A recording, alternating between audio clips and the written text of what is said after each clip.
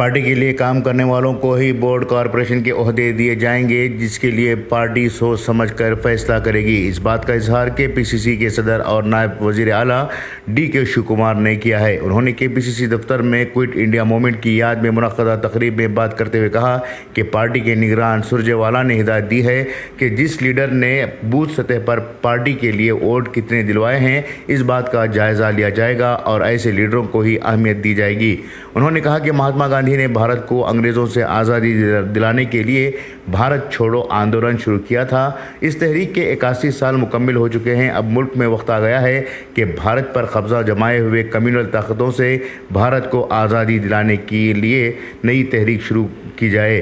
BJP से आज़ाद मुल्क बनाना हमारी तरजीह होनी चाहिए। कर्नाटक में कांग्रेस हुकूमत आने के बाद तमाम रियासतों के सरबराहों और वज़ीराए आला को पार्टी हाईकमान ने हिदायत दी है कि सेव इंडिया तहरीक शुरू की जाएगी।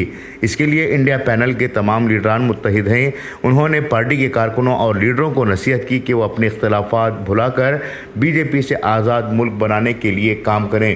गृह लक्ष्मी मंसूबे के तहत ख़वातीन को सहूलत फराहम करने के लिए तैयारियां मुकम्मल कर ली गई हैं। 20 अगस्त को आंजहानी वज़ीर आज़म राजीव गांधी के यौम पैदाइश के मौके पर इस मंसूबे का इजरा किया जाएगा।